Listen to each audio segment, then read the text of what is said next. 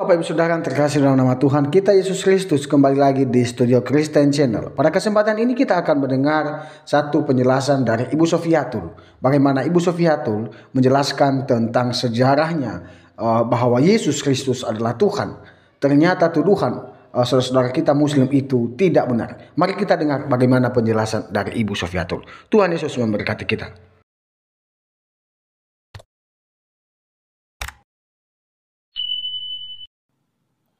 Oke, sekarang kita jumpa lagi di channel Erkaner dan ini adalah pembelajaran Alkitab kita bagian 3B. Kita mau melanjutkan bukti sejarah kematian Yesus non-Alkitab ya teman-teman. Oke, ini adalah bukti keempat, yaitu dari Talmud Babilonia. Talmud itu adalah kumpulan komentar para rabi tentang kitab Taurat ya teman-teman ya.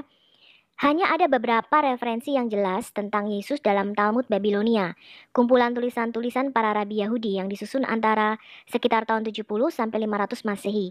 Dalam kerangka waktu ini, Talmud merupakan rujukan-rujukan awal kepada Yesus yang secara historis dapat diandalkan. Dalam Talmud, periode kompilasi paling awal itu terjadi antara tahun 70 sampai sekitar 200 Masehi. Jadi referensi paling signifikan kepada Yesus itu ditulis dari periode ini. Otoritas Kristen di Eropa, yaitu gereja-gereja di sana, umumnya tidak tahu mengenai kemungkinan adanya rujukan mengenai Yesus dalam Talmud sampai sekitar tahun 1236, ketika ada seorang yang pindah dari agama Yudaisme kepada Kristen. Namanya Nicholas Donin ya teman-teman. Nicholas Donin itu memaparkan 35 tuduhan resmi terhadap Talmud di hadapan Paus Gregorius IX. Jadi tuduhan ini dia tujukan kepada Rabbi Yehiel dari Paris tahun 1240. Mereka menyebutkan bahwa ada literatur rabbinik Yeshu adalah seorang murid dari Yoshua ben Perakeah. Jadi ini menjadi rancu dengan Yesus yang disebut Yesus dari Nazaret ya teman-teman. Kemudian dalam perselisihan juga antara gereja Kristen dengan agama Yahudi pada waktu itu, tua-tuanya ya teman-teman, di Barcelona, salah satu rabi yang terkenal, ini Rabi Nachmanides ya, Rabi Moshe Nachmanides, itu mengeluarkan juga poin yang sama. Rabbi Yakob ben Meir abad 12, Yehiel Helprin abad 17, dan Rabbi Yakob Emden abad 18 juga mendukung pandangan ini, bahwa Yesus itu adalah murid daripada Yoshua ben Perakeah.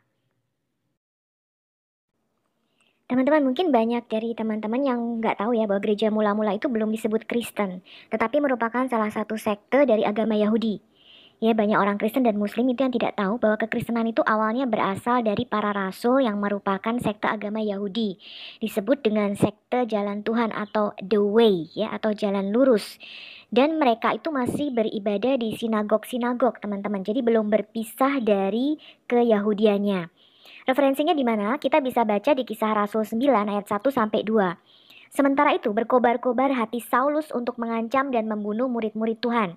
Ia menghadap imam besar dan meminta surat kuasa daripadanya untuk dibawa kepada majelis-majelis Yahudi di Damsyik, supaya jika ia menemukan laki-laki atau perempuan yang mengikuti sekte jalan Tuhan, ia menangkap mereka dan membawa mereka ke Yerusalem. Nah, dalam perjalanan ke Damsyik inilah Saulus bertemu dengan Tuhan Yesus ya, kemudian dia bertobat dan menjadi Rasul Paulus ya, yang menulis sebagian besar Alkitab Perjanjian Baru.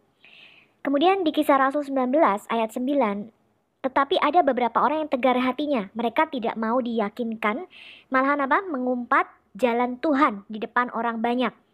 Karena itu Paulus meninggalkan mereka dan memisahkan murid-muridnya dari mereka. Kemudian setiap hari dia berbicara di ruang kuliah Tiranus. Jadi mereka selalu membicarakan firman Tuhan. Ya, karena Paulus ini ahli Taurat, dia tahu banget Perjanjian Lama ya. Nah teman-teman, referensi lainnya Anda bisa baca di Kisah Rasul 19 ayat 23. Kira-kira pada waktu itu timbul huru-hara besar mengenai apa? Mengenai sekte jalan Tuhan. Ya, di Kisah Rasul 24 ayat 14 dijelaskan demikian teman-teman. Ini kesaksian Rasul Paulus ketika dia di penjara, kemudian dia dihadapkan ke mahkamah Romawi pada waktu itu ya, di hadapan Felix wali negeri itu. Rasul Paulus berkata demikian, tetapi aku mengakui kepadamu bahwa aku berbakti kepada siapa? Kepada Allah nenek moyang kami dengan apa? Dengan menganut jalan Tuhan. Ya, yaitu jalan yang mereka sebut sekte. Ya, aku percaya kepada segala sesuatu yang ada tertulis dalam kitab Taurat dan dalam kitab nabi-nabi. Kemudian di Kisah Rasul 24 ayat 22, Felix menjawab nih ya, tetapi Felix yang tahu benar-benar akan jalan Tuhan menangguhkan perkara Paulus tadi ya. Katanya, setibanya kepala pasukan Lisias di sini aku akan mengambil keputusan dalam perkaramu. Nah, jadi mula-mula ini disebut sekte jalan Tuhan atau the way, ya, atau jalan lurus, teman-teman. Nama ini diambil dari mana sih? Mungkin diambil dari perkataan Yesus, ya, yang Yesus berkata, akulah jalan, al-tarik, kebenaran, al-haq, dan hidup, atau al-haya. Tidak seorang pun dapat datang kepada Bapa jika tidak melalui aku. Lalu kenapa orang Kristen disebut juga orang Nasrani, teman-teman? Tadi sudah kita lihat ya bahwa mula-mula mereka disebut adalah sekte jalan Tuhan atau sekte the way, jalan lurus, ya. Referensinya ada di Kisah Rasul 24 ayat 5. Kita baca ya teman-teman ya. Ini adalah tuduhan orang-orang Yahudi terhadap Paulus. Mereka mengatakan demikian. Telah nyata kepada kami bahwa orang ini adalah penyakit sampar. Seorang yang menimbulkan kekacauan di antara semua orang Yahudi di seluruh dunia yang beradab. Dan bahwa dia, Paulus, itu adalah seorang tokoh dari sekte orang Nasrani. Ya. Nah, satu-satunya ayat atau salah satu ayat ya teman-teman yang menubuatkan bahwa Yesus disebut orang Nazaret itu ada di Matius 2 ayat 23. Dikatakan demikian nih. Setibanya di sana, ia pun tinggal di sebuah kota yang bernama Nazaret. Hal itu terjadi supaya genaplah firman yang disampaikan oleh nabi-nabi bahwa Yesus akan disebut orang Nazaret. Nah, ketika Matius menulis Injil ini, teman-teman, kita tidak menemukan di Perjanjian Lama nubuatan secara spesifik bahwa Mesias akan disebut orang Nazaret. Jadi ini kemungkinan adalah play words ya teman-teman. Kita mengidentifikasikan kata Nazoraios atau Nazaren dalam bahasa Yunani ini dengan istilah Nezer, yaitu yang ada di kitab Yesaya 11 ayat 1. Jadi Yesus itu akan disebut cabang atau Nezer yang kudus dari tunggul Isai. Jadi dia akan disebut cabang daripada Isai atau anak Isai, ya, keturunan daripada Isai. Isai itu adalah bapaknya Raja Daud ya teman-teman ya. Nah, kata Nazaret itu dibentuk dari akar kata Nasar. Jadi hubungan ini adalah nubuatan mesianik di dalam Yesaya 11 tadi. Kemudian diterapkan kepada Yesus ya di Injil Matius. Jadi Yesus itu disebut cabang kudus. Nah, inilah penjelasan kita mengenai asal kata Nazaren. Nah, kapan orang Kristen itu pertama kali disebut Kristen gitu ya teman-teman. Jadi gereja mula-mula itu disebut Kristen itu kapan gitu ya. Pertama kali para pengikut Yesus disebut Kristen itu di Antioquia. Ya, Kisah Rasul 11 ayat 26. Mereka, Paulus dan Barnabas, tinggal bersama-sama dengan jemaat itu 1 tahun lamanya sambil mengajar banyak orang. Nah, di Antioquia lah murid-murid itu untuk pertama kalinya disebut Kristen, yang artinya Kristus kecil atau Christ-like ya teman-teman. Jadi orang-orang yang pengen menjadi serupa seperti Kristus. Nah, simbol kekristenan itu bukan salib seperti yang kita kenal sekarang, tapi adalah ikan. Ya, simbol kekristenan itu berupa ikan, disebut iktus. Iktus ini juga merupakan akronim atau singkatan dari Yesus Kristus, Theoius, Soter, ya, atau diterjemahkan sebagai Yesus Kristus, Anak Allah, Juru Selamat kita. Ya, simbol ini juga mengingatkan bahwa Yesus itu menjadikan kita penjala manusia, teman-teman. Ya, jadi demikian pula halnya kerajaan sorga itu seumpama pukat atau jaring yang dilabuhkan di laut lalu mengumpulkan berbagai-bagai jenis ikan, kata Yesus. Itu di Matius 13 ayat 47 ya. Jadi tidak kebetulan hampir semua murid-murid Yesus sebagian besar itu nelayan ya teman-teman. Makanya ketika Yesus mengatakan kamu ikut aku, kamu bukan lagi menjadi penjala ikan, tapi aku akan menjadikan kamu apa? Penjala manusia, katanya. Nah, tadi kita melihat teman-teman bahwa orang-orang Yahudi Mesianik yang percaya Yesus itu mereka masih tetap beribadah di sinagog-sinagog dan mengikuti adat istiadat Yahudi. Tapi sekitar tahun 135 Masehi ketika terjadi pemberontakan Simon Bar Kokhba atau Simon sang anak bintang, jadi mereka mencoba memberontak terhadap orang-orang Romawi. Orang-orang Yahudi itu menganggap Simon sebagai Mesias waktu itu.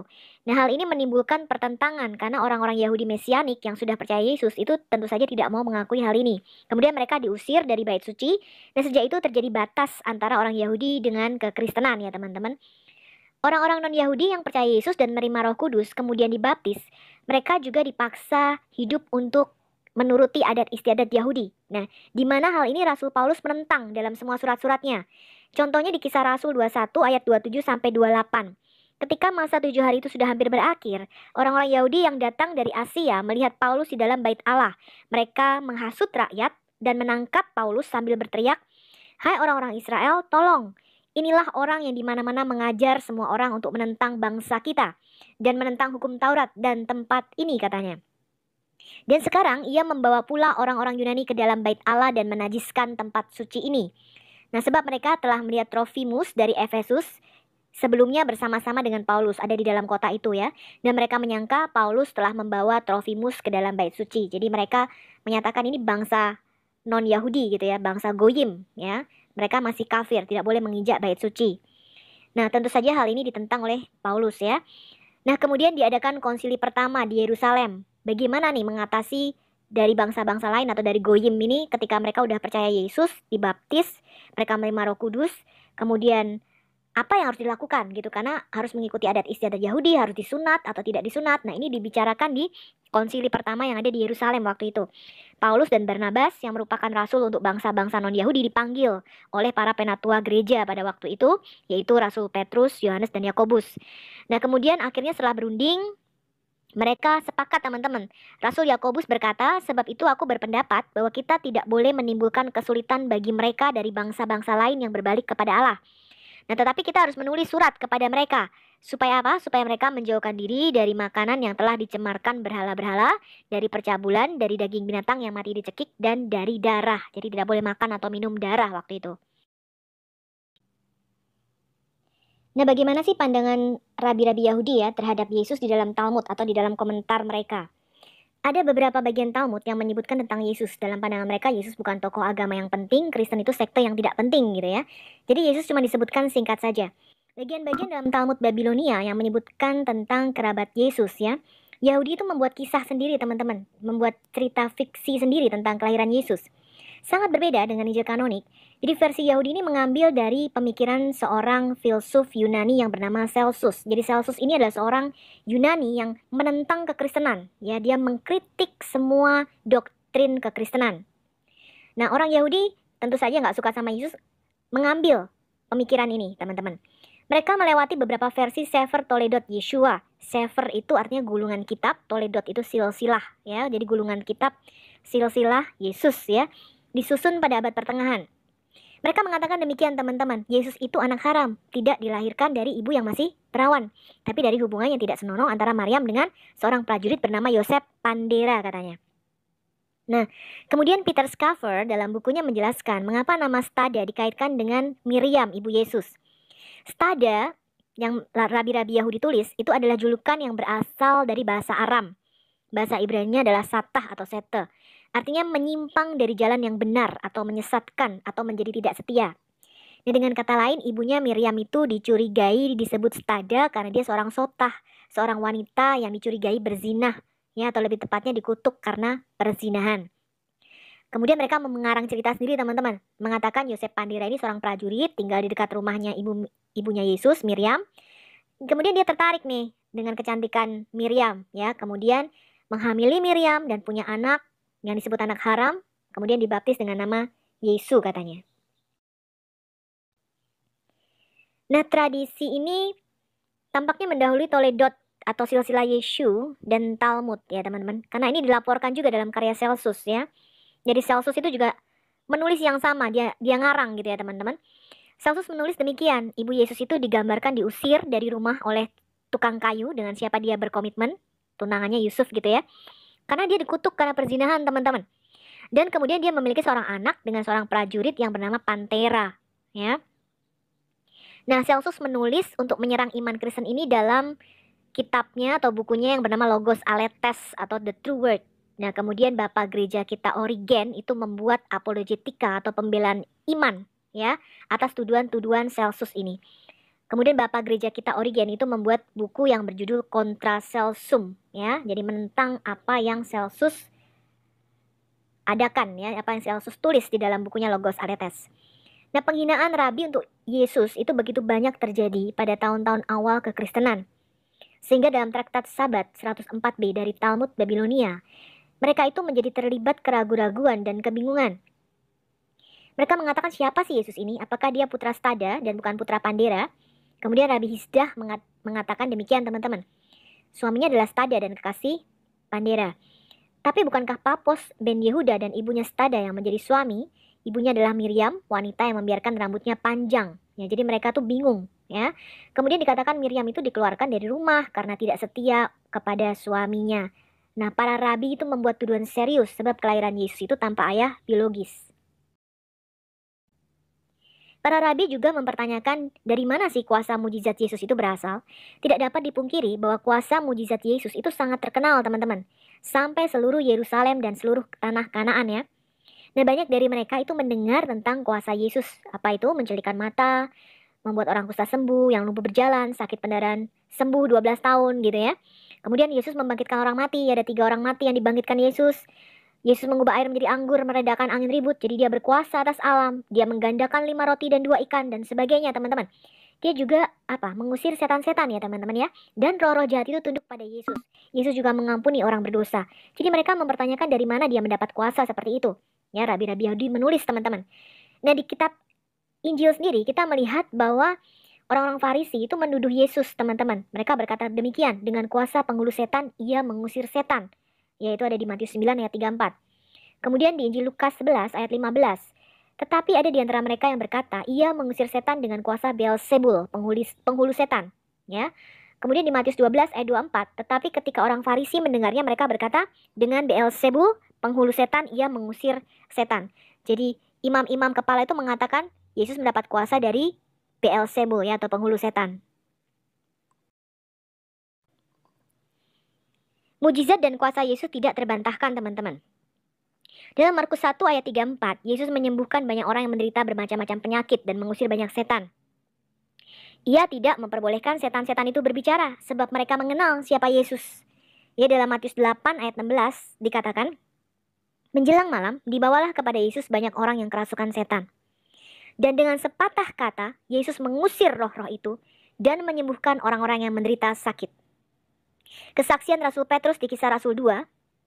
Hai orang-orang Israel, dengarlah perkataan ini. Yang aku maksudkan ialah siapa? Yesus dari Nazaret. Seorang yang ditentukan Allah dan yang dinyatakan kepadamu dengan kekuatan-kekuatan dan mujizat-mujizat dan tanda-tanda yang dilakukan oleh Allah dengan perantaran Dia di tengah-tengah kamu seperti yang kamu ketahui. Jadi Rasul Petrus waktu itu berdiri dan bersaksi di depan ribuan orang. Yesus ini loh yang melakukan tanda-tanda dan mujizat. Dia melakukannya itu tidak sembunyi-sembunyi, teman-teman. Dia melakukannya di tengah-tengah kamu. Nah, kalau pada waktu itu Rasul Petrus berbohong, ya, tentu saja orang banyak akan nimpukin dia dong, ya kan? Tapi yang terjadi sebaliknya, orang banyak itu tertempelak hatinya, ya, kemudian mereka bertobat, ya, pada waktu itu 3.000 orang bertobat ketika mendengar Rasul Petrus berkhotbah. Setan dan roh-roh jahat itu tahu, teman-teman, siapa Yesus. Di Matius 8 ayat 28 sampai 29 dikatakan demikian.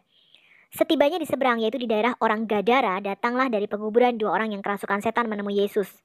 Mereka sangat berbahaya, sehingga tidak seorang pun yang berani melalui jalan itu. Mereka itu pun berteriak, katanya, apa urusanmu dengan kami, hai anak Allah?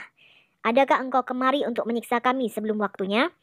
Kemudian Lukas 4 ayat 33 sampai 34, di dalam rumah ibadat itu ada seorang yang kerasukan setan, dan ia berteriak dengan suara keras, hai engkau Yesus orang Nazaret, apa urusanmu dengan kami? Engkau datang hendak membinasakan kami? Aku tahu siapa engkau, yang kudus dari Allah. Kemudian di Lukas 8 ayat 27, setelah Yesus naik ke darat, datanglah seorang laki-laki dari kota itu menemui dia. Orang itu dirasuki oleh setan-setan, dan sudah lama ia tidak berpakaian dan tidak tinggal dalam rumah, tapi dalam pekuburan. Ketika ia melihat Yesus, ia berteriak lalu tersungkur di hadapan Yesus dan berkata dengan suara keras, apa urusanmu dengan aku, hai Yesus, anak Allah yang maha tinggi? Aku mohon kepadamu supaya engkau jangan menyiksa aku. Ini ada satu peristiwa, teman-teman, di mana setelah Yesus berpuasa 40 hari 40 malam ya, setelah dia dibaptis, kemudian Yesus dibawa oleh Roh Kudus ke padang gurun untuk dicobai oleh iblis. Maka akhirnya laparlah Yesus setelah dia berpuasa 40 hari 40 malam. Lalu datanglah siapa si pencoba itu dan berkata kepadanya.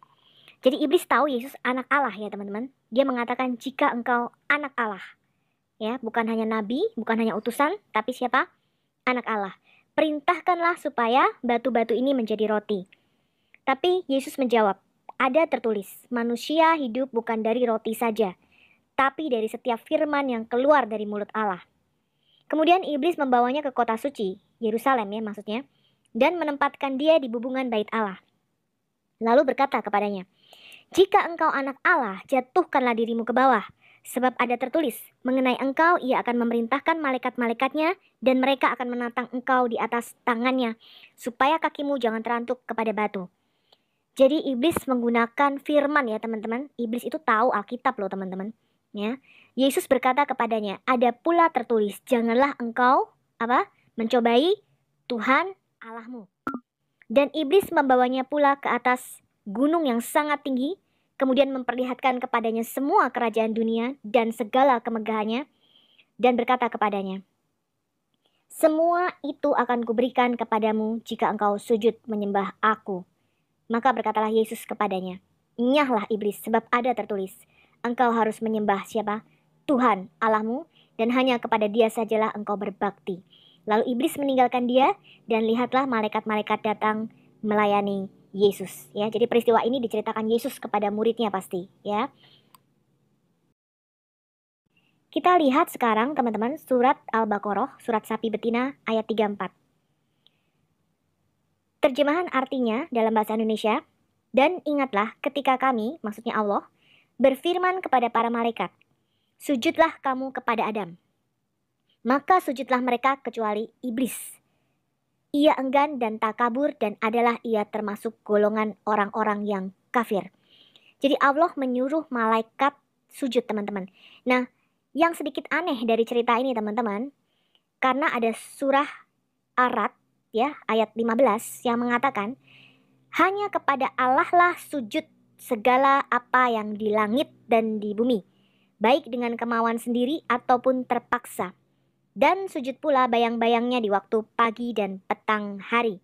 Jadi ketika Allah menyatakan bahwa semua malaikat harus sujud kepada Adam, justru iblis ini yang melakukan perintah Allah, karena iblis tidak boleh sujud kepada siapapun kecuali Allah.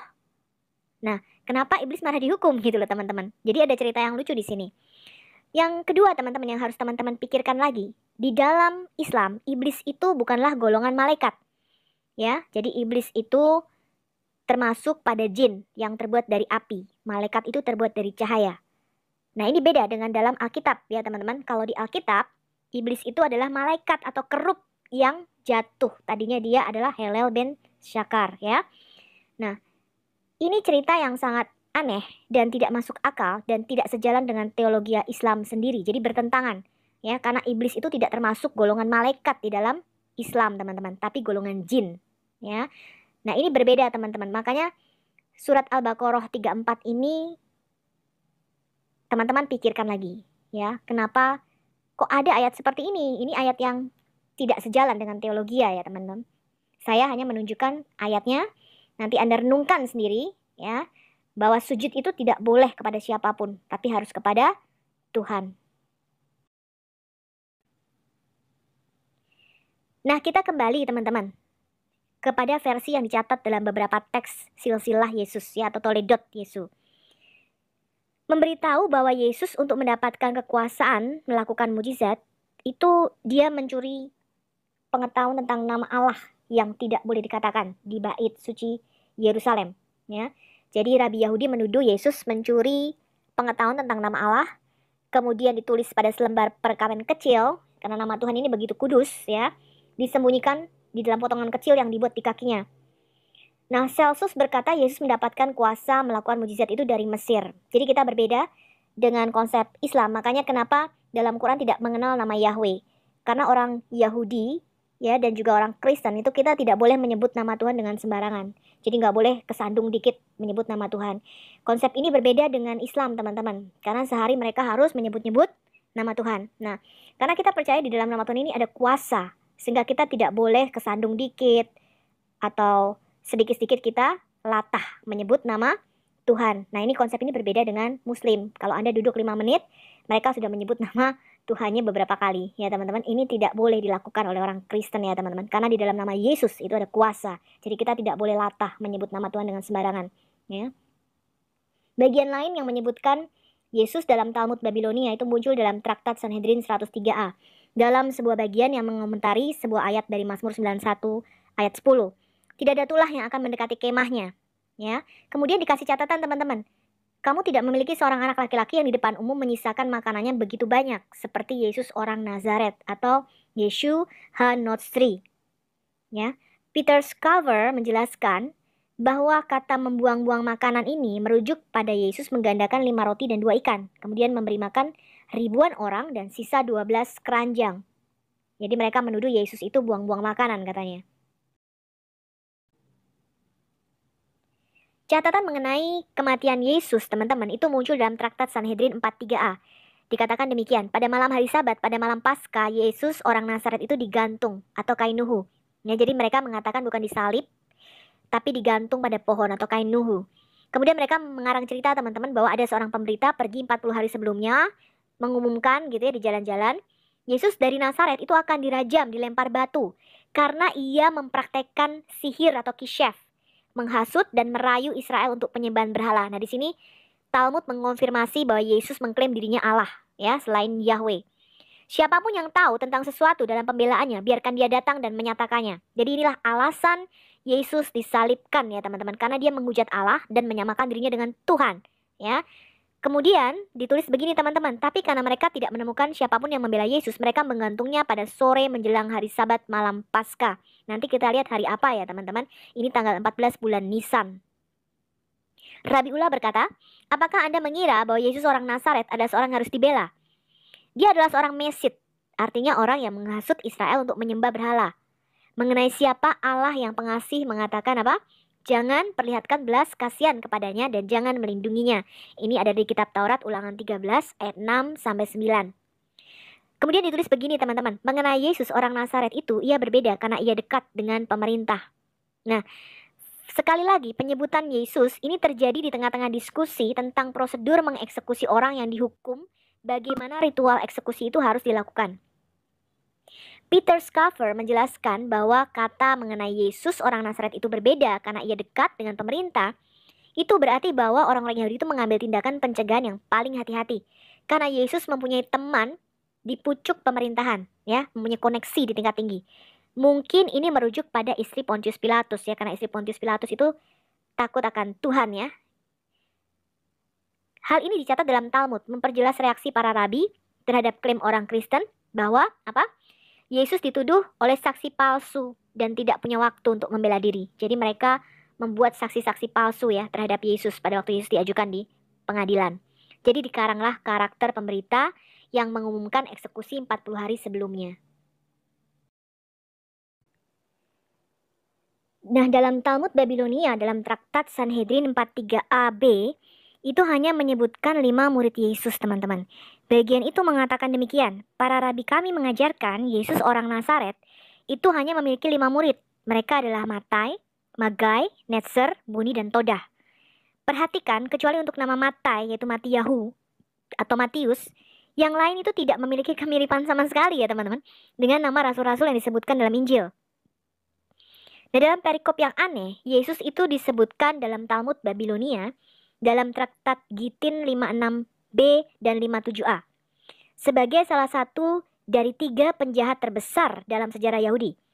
Bersama dengan Jenderal Titus itu yang merusak Bait Allah tahun 70 Masehi, yang kemarin kita singgung sedikit, dia bersama dengan Flavius Josephus ya.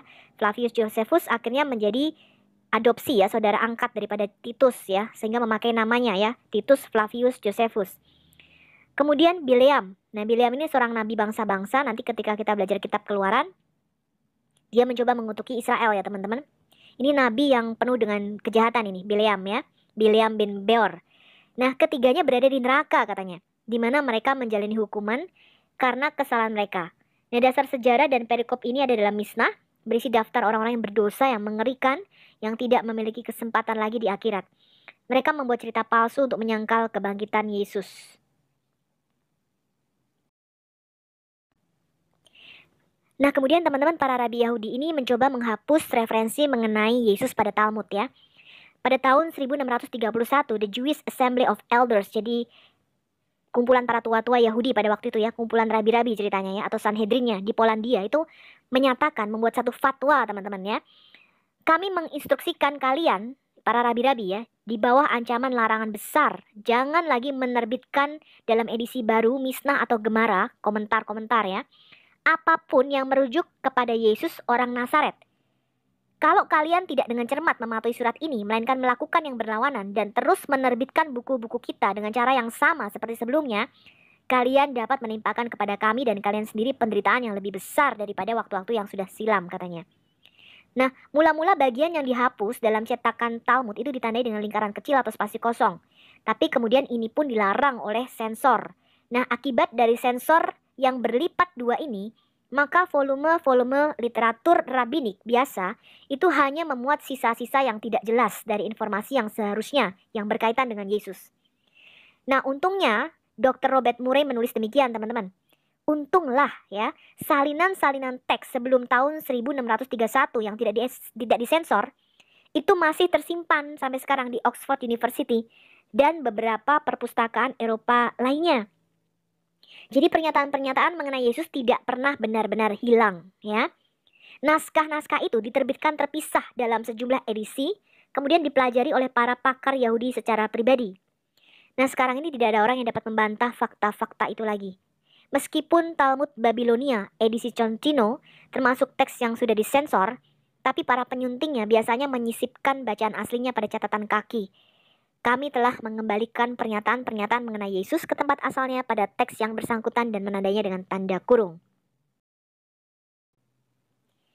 Ini adalah rangkuman, teman-teman, dari apa yang kita pelajari, yaitu mengenai komentar-komentar Rabi Yahudi dalam Talmud tentang fakta Yesus sejarah, ya, the historical Jesus.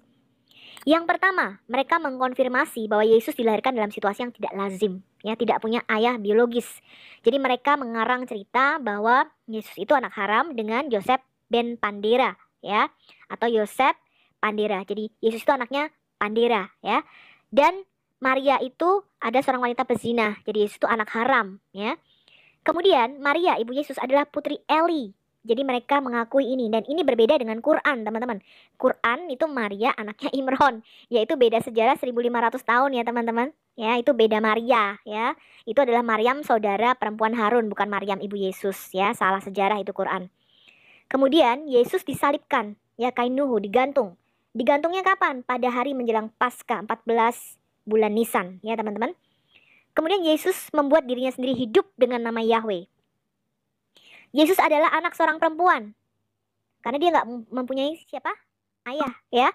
Bandingkan dengan Galatia 4 ayat 4 dan Kejadian 3 ayat 15, ya. Bahkan di dalam Quran sendiri Yesus disebut Isa putra Maryam karena bapaknya nggak ada, ya. Kemudian Yesus mengklaim sebagai Yahweh dan sang anak Allah dan sang anak manusia. Nanti kita belajar siapa sih sang anak Allah dan siapa sih sang anak manusia itu. Yesus naik ke surga dan mengklaim akan datang kembali. Ini dibenarkan oleh Talmud. Yesus dekat dengan orang-orang kerajaan dan jabatan raja. Yesus mempunyai sedikitnya 5 murid. Ini agak berbeda ya, teman-teman, ya. Kemudian Yesus melakukan mujizat, yaitu dengan mempraktekkan ilmu sihir, katanya. Kemudian nama Yesus itu mempunyai kekuatan untuk menyembuhkan. Dan ajaran Yesus itu mengesankan bagi seorang rabi. Tadi kita sudah singgung sedikit, jadi para rabi, imam-imam ahli Taurat pada zaman Yesus, itu mereka mencoba membungkam, ya teman-teman, bahwa Yesus itu sudah bangkit dari antara orang mati. Kita lihat di Matius 27 ayat 62, keesokan harinya yaitu sesudah hari persiapan, ya tadi kita sudah baca, datanglah imam-imam kepala dan orang-orang Farisi bersama-sama menghadap Pilatus. Mereka berkata, Tuhan, kami ingat bahwa Yesus si penyesat itu sewaktu hidupnya berkata, sesudah 3 hari aku akan bangkit. Karena itu perintahkanlah untuk menjaga kubur itu sampai hari yang ketiga. Jikalau tidak, murid-muridnya mungkin akan datang untuk mencuri dia, mencuri mayatnya. Lalu mengatakan kepada rakyat, ia sudah bangkit dari antara orang mati. Sehingga penyesatan yang terakhir akan lebih buruk akibatnya daripada yang pertama. Kata Pilatus kepada mereka, ini penjaga-penjaga bagimu, pergi dan jagalah kubur itu sebaik-baiknya. Maka pergilah mereka dan dengan bantuan penjaga-penjaga itu mereka memeteraikan kubur itu dan menjaganya. Dikasih satu peleton pasukan sama Pontius Pilatus, ya teman-teman. Kita baca lanjutannya ya, Matius 28 ayat 1-4. Setelah hari Sabat lewat, ini adalah hari pertama, berarti hari Minggu. Menjelang menyingsingnya fajar pada hari Ahad, Minggu itu, hari pertama, pergilah Maria Magdalena dan Maria yang lainnya menengok kubur itu. Maka terjadilah apa? Gempa bumi yang hebat, dan ini dikonfirmasi oleh sejarah. Ya, nanti kita lihat. Sebab seorang malaikat Tuhan turun dari langit dan datang ke batu itu dan menggulingkannya lalu duduk di atasnya. Wajahnya bagaikan kilat dan pakaiannya putih bagaikan salju. Kemudian penjaga-penjaga tadi yang satu peleton yang disuruh oleh Pontius Pilatus, itu gentar ketakutan dan menjadi seperti orang mati. Nah, ketika mereka di tengah jalan, datanglah beberapa orang dari penjaga itu ke kota, kemudian memberitahukan segala yang terjadi kepada imam-imam kepala. Dan sesudah berunding dengan para tua-tua, mereka mengambil keputusan untuk menyuap para serdadu-serdadu itu, teman-teman. Dan berkata, kamu harus ngomong ya, bahwa murid-muridnya datang malam-malam, kemudian mencuri mayatnya ketika kamu sedang tidur. Dan apabila hal ini kedengaran oleh wali negeri, oleh Pontius Pilatus, kami akan berbicara dengan dia, sehingga kamu tidak beroleh kesulitan apa-apa. Mereka menerima uang itu dan berbuat seperti yang dipesankan kepada mereka. Dan cerita ini, teman-teman, tersiar di antara orang-orang Yahudi sampai sekarang.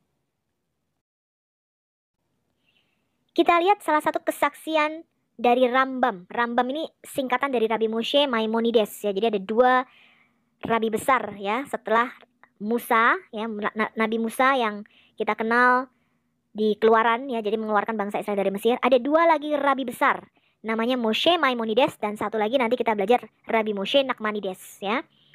Rabi Moshe Maimonides itu hidup tahun 1138 sampai 1204 Masehi. Dia dikenal sebagai Moshe ben Maimon atau Abu Imran Musa bin Maimun bin Abdullah al-Qurtubi al-Israeli, yang artinya dalam bahasa Yunani dan Ibrani maupun Arab, Musa anak Maimun. Rambam itu hidup dalam zaman keemasan Islam. Dia menjadi nagid atau kepala kaum Yahudi di Mesir. Dia memilih hidup di pengasingan di Cordoba, Spanyol, daripada dia harus pindah ke dalam agama Islam. Dia merupakan rabi yang berpengaruh pemikirannya, ya. Dan sampai sekarang ini masih dipakai ya, teman-teman. Rambam menulis beberapa komentar di Misnah dan Gemara. Nah, ini adalah naskah tulisan Rambam, teman-teman. Dalam surat kepada orang Yahudi di Yemen tahun 1172, Rambam menulis demikian, teman-teman. Juga Yesus, orang Nazaret yang membayangkan bahwa dia adalah Mesias, dibunuh oleh pengadilan dan sudah dinubuatkan oleh Daniel. Jadi orang Yahudi memastikan Yesus mati, teman-teman. Ya, tidak menyangkal. Tapi dia mengatakan demikian. Kitab Daniel itu sudah menubuatkan juga orang-orang yang lalim dari bangsamu akan membesarkan diri, sehingga penglihatan itu menjadi kenyataan, tapi mereka akan tergelincir. Jadi Rambam berkata bahwa Yesus itu orang-orang lalim, ya. Karena apakah ada batu sandungan yang lebih besar daripada orang ini? Demikian semua nabi berbicara, berkata mengenai Mesias untuk menebus Israel dan menyelamatkan mereka dan mengumpulkan orang-orang yang terbuang dan menguatkan hukum-hukum mereka. Tapi Yesus orang ini, ya, menyebabkan bangsa-bangsa lain menghancurkan Israel dengan pedang dan mencerai beraikan sisanya dan membuat mereka terhina, menukar Taurat dan membuat mayoritas dunia melakukan apa? Kesalahan untuk melayani suatu sosok ilahi di samping Allah. Berarti Yesus itu mengklaim ya, dia adalah sosok ilahi di samping siapa? Allah, teman-teman. Nah, sekarang di luar teks-teks otoritatif tersebut di atas yang umum di kalangan Yudaisme, minoritas kecil para rabi itu menganut pandangan yang lebih positif tentang Yesus ya, dengan argumen bahwa Yesus sendiri tidak pernah meninggalkan Yudaisme atau bahwa ia melakukan hal yang baik bagi orang bukan Yahudi. Di antaranya yang menganut pandangan positif ini adalah Rabbi Jacob Emden ya. Dia menulis, orang Nazaret ini menampilkan dua kebaikan di dunia. Di satu sisi ia menguatkan Taurat Musa secara mulia, sebagaimana disebutkan sebelumnya. Dan tidak satu pun orang bijak kita berbicara lebih tegas tentang ketidakberubahan Taurat seperti Yesus. Di sisi yang lain, dia melakukan banyak hal yang baik terhadap orang asing, ya, non-Yahudi. Moses Mendelssohn, ya, Rabi Moses, menggambarkan Yesus sebagai rabi teladan, sebagai rabi yang setia. Kemudian Rabi Eliah ben Amos melihat kemiripan etika dalam Injil dan Talmud dan menyimpulkan tidak mungkin Yesus meninggalkan Yudaisme. Yesus adalah seorang Yahudi yang baik. Ia tidak bermimpi mendirikan agama tandingan. Kemudian Rabbi Levinson menegaskan Yesus adalah seorang Yahudi yang taat hukum. Ini adalah bukti kelima, teman-teman, Lucian dari Samosata, ya. Teman-teman Kristen perlu catat ini ya. Lucian ini adalah orang Syria, hidup sekitar tahun 115 sampai 200 Masehi. Dia seorang penulis novel yang satir, suka menyindir kehidupan orang, seorang retoris, dia membujuk orang lain melalui kata-kata dan logika. Dia menulis The Passing of Peregrinus, ya, tentang seorang ex-Kristen yang menjadi sinis, menjadi pemberontak, kemudian meninggal di tahun 165 Masehi. Dalam novelnya, dia menulis, saat itulah ia belajar kebijaksanaan luar biasa dari orang-orang Kristen dengan bergaul dengan para imam dan juru tulis mereka di Palestina. Dan apalagi, dalam waktu singkat, ia membuat mereka terlihat seperti anak-anak. Karena ia adalah seorang nabi, pemimpin sebuah sekte aliran agama, kepala jemaat, dan segalanya dia melakukan sendirian. Dia menafsirkan dan menjelaskan beberapa buku mereka dan menulis beberapa sendiri katanya. Mereka memuji dia sebagai Allah, menetapkan dia sebagai pemberi hukum, dan menetapkannya sebagai pelindung untuk memastikan orang-orang lain yang masih menyembahnya, pria yang disalibkan di Palestina karena ia memperkenalkan kultus baru ini ke dunia. Ya, jadi Yesus mati disalib teman-teman ya di Palestina. Ini kesaksian Lucian dari Samosata. Kemudian Lucian dari Samosata itu juga menulis, orang-orang Kristen Anda tahu menyembah seorang pria sampai hari ini. Tokoh terkemuka yang memperkenalkan ajaran-ajaran baru mereka dan disalibkan karena hal itu. Ini tahun 100 ya teman-teman. Jadi tuduhan Hajah Iren Handono ya, Ibu Hajah Iren Handono yang terkasih dan terhormat ya, mengatakan Yesus diangkat sebagai Tuhan tahun 325 itu kesalahan besar. Itu adalah kebohongan publik, tidak sejalan dengan sejarah ya teman-teman. Lucian dari Samosata kemudian menulis demikian. Anda lihat, makhluk-makhluk sesat ini memulai dengan keyakinan umum bahwa mereka itu abadi untuk selamanya, yang menjelaskan penghinaan terhadap kematian dan pengabdian diri secara sukarela yang ada di antara mereka secara umum. Kemudian mereka terkesan oleh pemberi hukum asli mereka bahwa mereka semuanya adalah saudara. Ya, jadi orang-orang Kristen waktu itu menganggap diri mereka adalah saudara semuanya ya, satu keluarga. Sejak mereka bertobat dan menyangkal dewa-dewa Yunani. Dan menyembah siapa? Orang bijak yang tersalib, yang hidup menurut hukum-hukumnya. Ya. Semua ini mereka ambil dengan keyakinan, dengan hasil bahwa mereka membenci semua barang-barang duniawi dan menganggapnya sebagai milik bersama. Ini mengokohkan kesaksian dari Alkitab Perjanjian Baru bahwa gereja mula-mula itu selalu ada yang menjual hartanya dan kemudian dibagi-bagikan sebagai milik bersama ya teman-teman. Sofis atau orang bijak yang disalibkan ini adalah bahasa sindiran ya. Istilahnya diejek oleh Lucian. Digunakan untuk menipu atau untuk guru yang hanya mengajarkan uang. Ya, jadi Lucian ini membenci orang Kristen teman-teman. Karena menyembah seseorang yang dianggap penjahat yang layak dihukum mati. Dan terutama dia membenci orang yang disalibkan. Bukti keenam adalah dari Suetonius. Ya, Suetonius atau yang disebut dengan Gaius Suetonius Trangulus ya teman-teman, ini hidup 69 Masehi sampai 122 Masehi. Jadi sangat-sangat dekat dengan sejarah, yaitu awal-awal Injil ditulis ya teman-teman. Dia adalah seorang sejarawan Romawi dari dinasti Kekaisaran dan seorang pejabat pengadilan pada masa pemerintahan Kaisar Hadrian tahun 117 Masehi sampai 138 Masehi. Dia juga teman Plinius the Younger atau Plinius Muda yang mempromosikan Gaius ini Suetonius ya teman-teman kepada Kaisar Trajan ya. Dia menulis dalam bukunya Life of Claudius, ketika orang-orang Yahudi terus-menerus membuat kekacauan karena hasutan Kristus katanya ya, ia mengusir mereka dari Roma. Dekrit Claudius ini tertanggal 49 Masehi. Dalam karya lain Life of Nero, Suetonius menulis hukuman oleh Nero itu ditimpakan kepada orang-orang Kristen, suatu kelas pria yang diberikan kepada tahayul yang baru dan sesat. Ya, ini bukunya teman-teman, Kisah 12 Caesar atau De Vita Caesarum ya, di masa Kaisar Nero tahun 54 sampai 68 Masehi ya, Kaisar Nero berkuasa. Selama masa pemerintahannya banyak pelanggaran dijatuhi hukuman berat ya, waktu itu terjadi resesi, demikian teman-teman. Kemudian lihat ini, hukuman dijatuhkan pada orang-orang Kristen, nama kelas manusia yang diberikan kepada tahayul yang baru dan sesat katanya. Kemudian tulisan Suetonius tadi teman-teman, bahwa Claudius mengusir orang-orang Yahudi keluar dari Roma karena menimbulkan kerusuhan terus-menerus dengan Kristus sebagai pemimpinnya.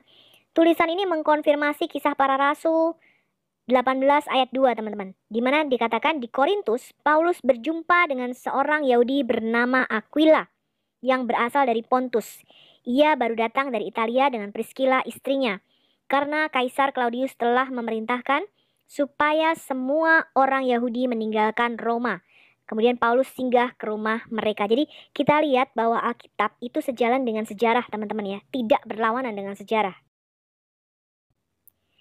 Oke, ini adalah bukti ketujuh teman-teman, yaitu tulisan Celsus. Celsus adalah seorang filsuf pagan ya.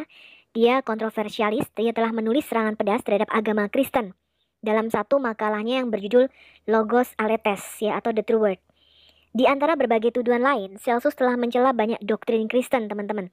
Dia menuduh orang Kristen itu tidak rasional. Dia mengkritik orang Kristen sebagai orang-orang yang tidak berpendidikan, tertipu, tidak patriotik, berpikiran dangkal terhadap akal, dan juga menerima orang berdosa. Dia menuduh Yesus melakukan mujizatnya dengan menggunakan ilmu hitam, bukan dengan kuasa ilahi. Dan dia menuduh Kristen itu ajaran jiplakan dari Plato ya, seperti Sanihung Munir yang sekarang ya teman-teman ya. Sanihung Munir, kemudian siapa itu, Insan Mokoginta dan sebagainya. Nanti kita akan buat sesi khusus untuk menjawab mereka ya teman-teman.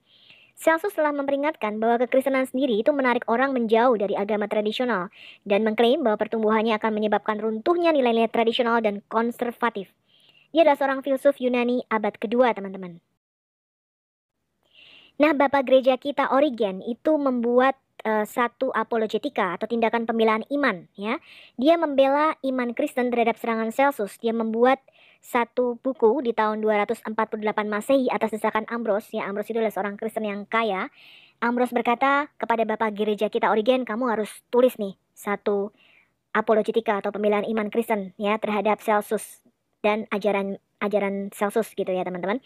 Nah, bukunya itu terkenal dengan nama Kontra Celsus atau menentang Celsus, ya ini buku Bapak Gereja kita Origen. Jadi saya harap teman-teman mulai berapologetika, ya Anda bisa buka channel YouTube Anda sendiri, dan mulailah Anda berapologetika, ya karena dalam Alkitab tertulis bahwa kita harus melakukan pembelaan iman teman-teman. Kita jangan melakukan seperti yang Muslim lakukan teman-teman, mereka melakukan pembunuhan, penyerangan pribadi, memenjarakan orang-orang yang kontra atau mengkritik Islam, kemudian mereka juga melakukan pembakaran ya teman-teman terhadap buku-buku yang kontra ya. Kita jangan melakukan itu teman-teman. Bahkan Injil Barnabas saja yang sampai sekarang masih ada ya teman-teman, yang merupakan buku yang sangat kontra dengan kekristenan. Tapi kita harus elegan, jadi kita harus memberikan jawaban yang indah katanya gitu ya teman-teman. Kita harus memberikan jawaban yang indah kepada saudara muslim kita teman-teman, karena mereka tuh gampang marah ya teman-teman, gampang tersulut orangnya. Jadi kita harus memberikan jawaban yang indah kepada mereka. Kita harus membuat apologetika teman-teman. Tulisan Celsus itu berkata demikian, Yesus datang dari sebuah desa di Yudea dan merupakan putra seorang Yahudi yang miskin yang mencari nafkah dengan pekerjaan tangannya sendiri. Ibunya telah ditolak oleh suaminya yang bekerja sebagai tukang kayu karena dihukum karena perzinahan dengan seorang tentara bernama Pantera. Ya, jadi cerita-cerita ini sudah beredar teman-teman ya. Karena itu ia diusir oleh suaminya, kemudian berkeliaran dalam kehinaan. Dia melahirkan Yesus, seorang anak haram. Yesus karena miskin dibuang ke Mesir katanya. Sementara di sana ia belajar ilmu magis ya, ilmu magic dari Mesir. Kemudian dia kembali ke rumah dengan penuh kegembiraan karena dia sekarang memiliki kekuatan-kekuatan magic katanya. Dan dengan kekuatan ini dia membuat dirinya sebagai dewa, teman-teman ya. Ini adalah tulisan Celsus. Tulisan Celsus ini mengkonfirmasi kepada kita beberapa hal, teman-teman. Yang pertama, ada kuasa di dalam nama Yesus yang Celsus katakan menggunakan sihir dari Mesir ya. Kemudian, kelahiran Yesus itu tanpa ayah biologis, yang membuat Celsus mengarang cerita tentang tadi ya, tentara Romawi, ayah Yesus dengan Maria selingkuh ya, namanya Pantera tadi. Kemudian Yesus mengklaim dirinya sebagai anak Allah. Dan murid-murid awal Yesus menganggap Yesus itu sebagai dewa, sebagai Tuhan ya, yang percaya kematian dan kebangkitannya kembali. Tulisan Celsus banyak mengutip ayat-ayat Alkitab Perjanjian Baru. Bayangin ya. Tapi untuk apa? Untuk mengkritiknya. Nah, jadi kalau ada teman-teman muslim mengatakan ayat-ayat Perjanjian Baru, kitab kita sudah dipalsukan, musuh orang Kristen saja mengutip ayat-ayat tersebut. Jadi kita punya kutipan-kutipannya teman-teman. Ayat mana yang dia kutip ya. Tapi dia mengutip itu untuk apa? Untuk mengkritik ayat-ayat tersebut teman-teman. Nah, ini menguatkan, mengkonfirmasi Alkitab Perjanjian Baru kita teman-teman ya. Ini adalah bukti ke-8. Teman-teman harus ingat, ini adalah Julius Africanus. Dia adalah seorang Kristen. Sextus Iulius Africanus itu hidup sekitar 160 sampai 240 Masehi. Jadi masih sangat-sangat dekat dengan sejarah ya teman-teman. Adalah seorang pengelana dan sejarawan Kristen Romawi yang hidup pada akhir abad kedua dan awal abad ketiga. Dia memberi pengaruh penting pada semua penulis sejarah Kristen dan bapak-bapak gereja. Bukunya itu namanya Chronographiae. Dalam 5 volume dia menulis sejarah penciptaan, sampai pada tahun 221 Masehi, yaitu sepanjang 5.723 tahun ini menurut dia ya. Ini ada perbedaan sedikit teman-teman dengan Kodeks Leningrad yang akan kita pakai ya, perbedaan sejarah penciptaan ini. Dia mengutip tulisan Talus. Talus adalah seorang sejarawan Mediterania, menulis sekitar abad pertama. Tulisannya tuh tidak ada teman-teman, manuskripnya sudah nggak ada. Tapi Julius Africanus itu mengutip tulisan Talus pada tahun 221 Masehi tentang kegelapan pada hari penyaliban Yesus. Julius Africanus menulis demikian teman-teman. Dia mengutip tulisan Talus, di seluruh dunia ada kegelapan yang paling menakutkan dan bebatuan digerakkan oleh gempa bumi. Jadi ada kegelapan dan gempa bumi. Ini juga dicatat dalam sejarah bangsa-bangsa lain ya. Nanti kita lihat dalam sejarah Cina teman-teman. Dan banyak tempat di Yudea dan daerah-daerah lain diselimuti kegelapan. Talus menulis kegelapan ini dalam buku ketiga sejarahnya. Dia menyebutkan kegelapan seperti ini tampaknya tidak ada alasan. Ini seperti gerhana matahari katanya. Karena Paskah itu selalu jatuh pada bulan purnama dan tidak mungkin ada kegelapan di hari Paskah.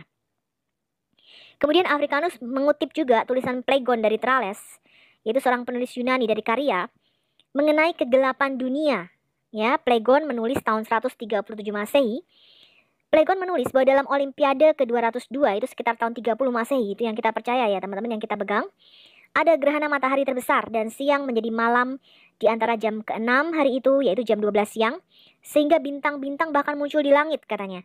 Ada gempa besar di Bitinia dan banyak hal yang terbalik di Nikea.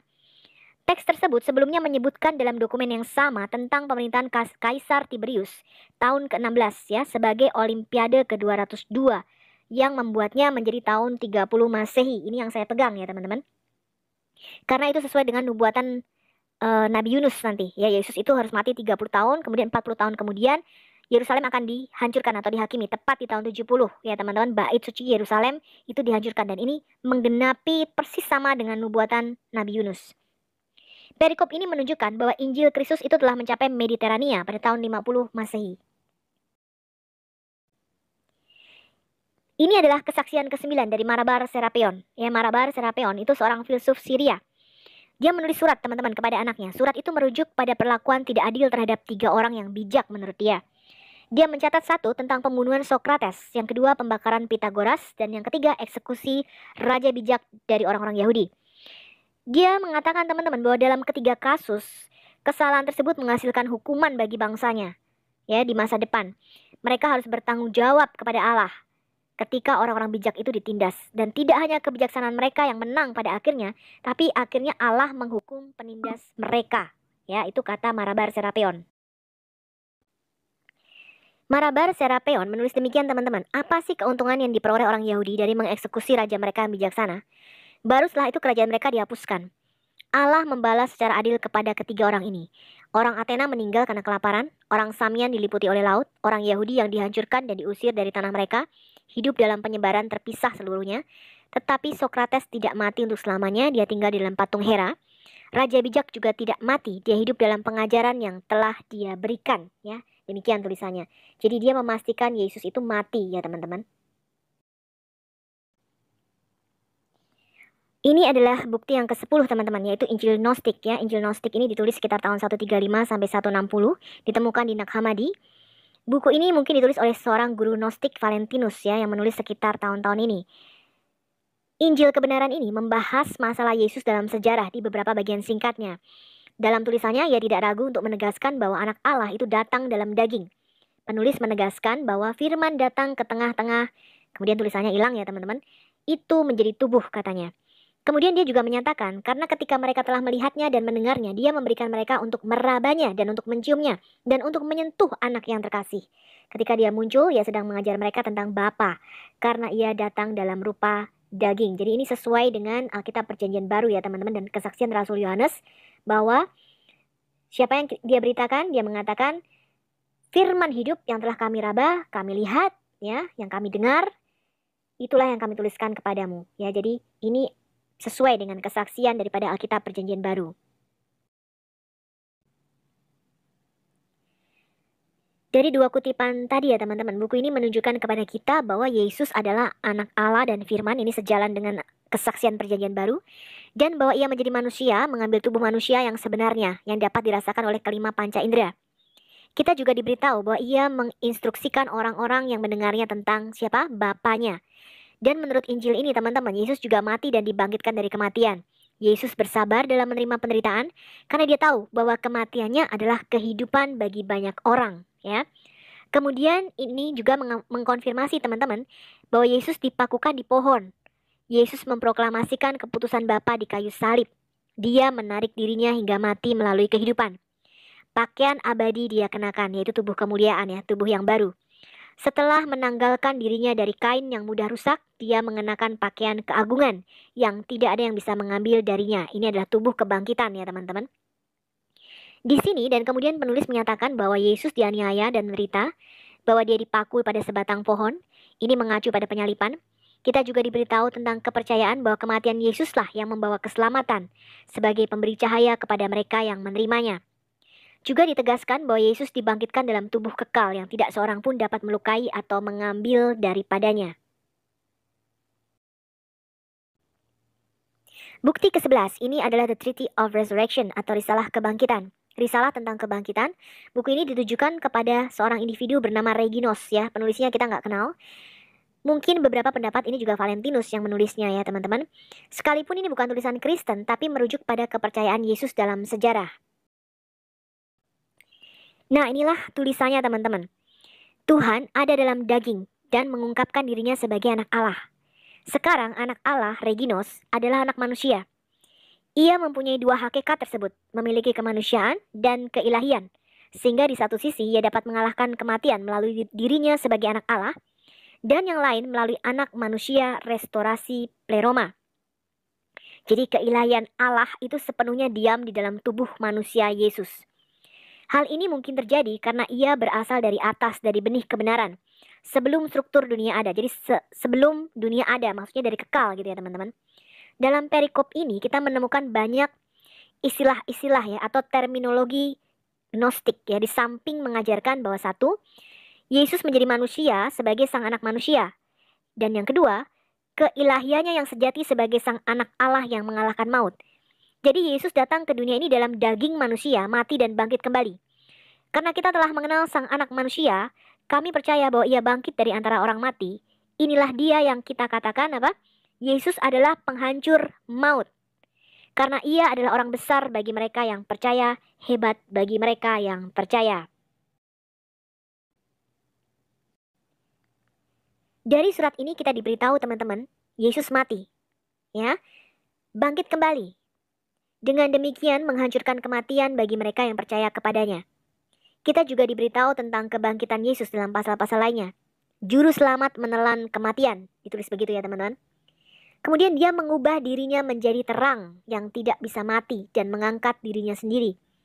Dia menelan yang kelihatan dengan yang tidak kelihatan. Dan dia memberi kita jalan keabadian. Jangan mengira kebangkitan adalah ilusi. Itu bukan ilusi katanya, tetapi itu adalah kebenaran. Memang lebih tepat untuk mengatakan bahwa dunia ini adalah ilusi daripada kebangkitan yang telah terjadi melalui Tuhan Juru Selamat kita, Yesus Kristus. Karena Yesus telah dibangkitkan, penulis menasihati Reginos. Kamu sudah memiliki kebangkitan, mengapa tidak menganggap dirimu sudah bangkit dan sudah dibawa pada kebangkitan? Karena itu dia didorong untuk tidak apa? Melanjutkan seolah-olah Anda akan mati. Nah, dengan demikian kebangkitan Yesus memberikan pengharapan dalam membuat orang percaya menyadari bahwa ia telah memiliki kehidupan kekal saat ini, ya, dan tidak boleh hidup dalam ketakutan akan kematian. Pengajaran ini sangat-sangat mirip dengan apa yang ada di Perjanjian Baru ya teman-teman, yaitu di Kolose 3 ayat 1 sampai 4 dan Ibrani 2 ayat 14-15 ya, dan memberikan makna tambahan pada laporan Lucian dari Samosata tadi bahwa orang-orang Kristen yang percaya mereka itu kekal, jadi mereka tidak takut menghadapi kematian. Ini adalah bukti ke-12 yang disebut The Act of Pontius Pilate atau Risalah Pontius Pilatus. Isi dokumen yang konon hilang ini dilaporkan oleh Justin Martir ya teman-teman sekitar tahun 150 Masehi dan Tertullian tahun 200 Masehi. Keduanya sepakat bahwa ada dokumen resmi di Roma. Dari dua jenis arsip yang disimpan di Roma, yang pertama adalah akte senat, terdiri atas risalah rapat senator. Ini tidak mengandung diskusi tentang Kristus atau kekristenan sejauh yang kita ketahui. Yang kedua adalah prinsipis komentari, terdiri dari korespondensi yang dikirim kepada kaisar dari berbagai bagian kekaisaran. Setiap laporan dari Pilatus ke Kaisar Tiberius itu akan masuk dalam kelompok kedua ini. Justin Martyr itu melaporkan sekitar 150 Masehi bahwa perincian penyalipan Yesus itu dapat divalidasi dari laporan Pilatus. Kemudian dalam karya yang sama, Justin mendaftarkan beberapa mujizat penyembuhan dan menegaskan bahwa dia melakukan hal-hal itu Anda dapat membacanya pada risalah Pontius Pilate katanya. Justin Martyr menceritakan beberapa fakta, percaya bahwa semuanya itu tercantum dalam laporan Pilatus. Nah, perhatikan ya, tampaknya adalah penyalipan Yesus dengan perincian seperti berikut. Tangan dan kakinya dipaku di kayu salib, tentara mengundi untuk barang-barang milik Yesus, tetapi juga ditegaskan bahwa beberapa mujizat Yesus juga termasuk di dalam laporan Pilatus. Kemudian Bapak Gereja Tertullian juga melaporkan bahwa Kaisar Tiberius bertindak atas laporan itu. Tiberius sesuai dengan laporan itu yang pada zamannya nama Kristen menyebar ya di berbagai belahan dunia. Setelah dirinya menerima intelijen dari Palestina tentang peristiwa-peristiwa yang telah dengan jelas menunjukkan kebenaran tentang keilahian Kristus, membawa masalah itu ke hadapan Senat dengan keputusannya sendiri untuk mendukung Kristus. Senat karena tidak memberikan persetujuannya menolak laporannya. Caesar berpegang pada pendapatnya. Dia mengancam kemurkaan terhadap semua penuduh orang Kristen. Tulisan Tertullian ini mengklaim bahwa Tiberius sebenarnya membawa perincian kehidupan Kristus di hadapan Senat Romawi, tampaknya untuk memberikan suara persetujuan. Senat kemudian dilaporkan menolak suara persetujuan Kaisar Tiberius, yang menimbulkan peringatan dari Kaisar untuk tidak melakukan tindakan terhadap orang-orang Kristen. Ini adalah bukti ke-13 dan bukti terakhir, yaitu berupa tulisan Plegon. Plegon ini adalah referensi terakhir yang akan kita bahas. Dia digambarkan sebagai seorang yang dibebaskan dari Kaisar Hadrian yang lahir tahun 80 Masehi. Jadi sangat-sangat dekat dengan sejarah ya. Tulisan Plegon dikutip oleh Bapak Gereja kita Origen. Origen mencatat yang berikut ini teman-teman. Sekarang Plegon dalam buku ke-13 atau ke-14, saya pikir dari kitab tawariknya atau sejarahnya tidak hanya menganggap Yesus bisa mengetahui masa depan dan apa yang akan terjadi. Dan semua terjadi sesuai dengan prediksinya. Origen memberikan satu referensi lainnya. Kali ini dia mengutip Plegon mengenai masalah kebangkitan. Yesus sementara itu tidak ada yang membantu dirinya pada saat penyalipan. Tapi ia bangkit setelah mati dan menunjukkan tanda-tanda hukumannya. Dan menunjukkan bagaimana tangannya memiliki luka yang telah ditusuk paku. Jadi Plegon menyebutkan bahwa Yesus membuat prediksi tentang peristiwa masa depan yang sudah digenapi. Origen juga menulis dan berkenaan dengan gerhana pada masa Kaisar Tiberius. Itu terjadi pada masa pemerintahannya. Yesus tampaknya telah disalibkan dan gempa bumi besar yang kemudian terjadi. Plegon juga saya pikir telah menulis dalam buku tawariknya yang ke-13 atau ke-14. Julius Africanus setuju pada referensi terakhir untuk Plegon. Menambahkan sedikit informasi lebih lanjut, Plegon mencatat bahwa pada masa Tiberius Caesar pada bulan purnama ada gerhana matahari penuh dari jam ke-6 sampai jam ke-9. Baik teman-teman. Dari apa yang sudah kita pelajari tadi, kita mengetahui bahwa semua sejarah setuju dengan kematian dan kebangkitan Yesus ya. Permasalahannya sekarang adalah 700 tahun kemudian datanglah seorang nabi di Arab yang mengaku mendapatkan wahyu. Kemudian wahyu ini bertentangan dengan dokumen-dokumen sejarah yang ada.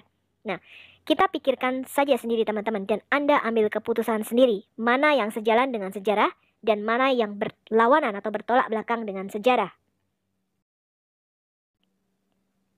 Terima kasih teman-teman Anda sudah mengikuti seri 3B tadi.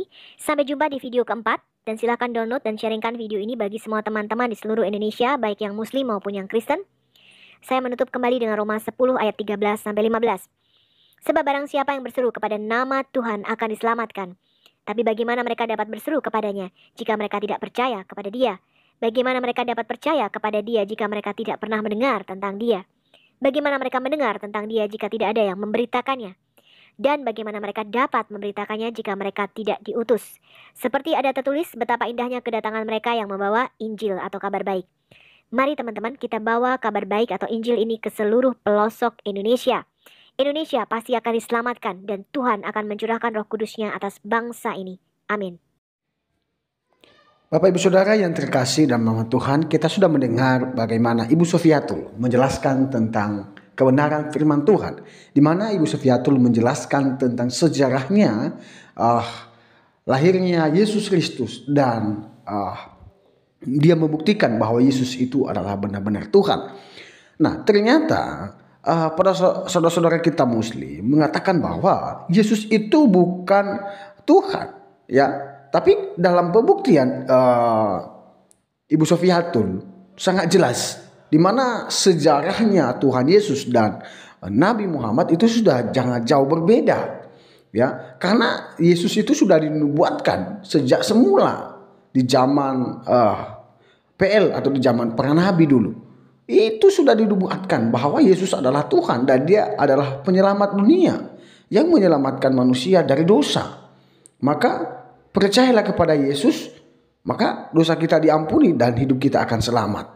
Ya, marilah kita untuk cerdas dalam menyampaikan satu argumentasi dan juga marilah kita cerdas belajar sejarah tentang kekristenan. Dan marilah kita bertumbuh bersama dan biarlah hidup kita sebagai umat Kristen menjadi berkat bagi banyak orang. Sekian saja yang bisa saya sampaikan dan biarlah penjelasan ini dari Ibu Sofiatul ini menguatkan kita, mencerdaskan kita.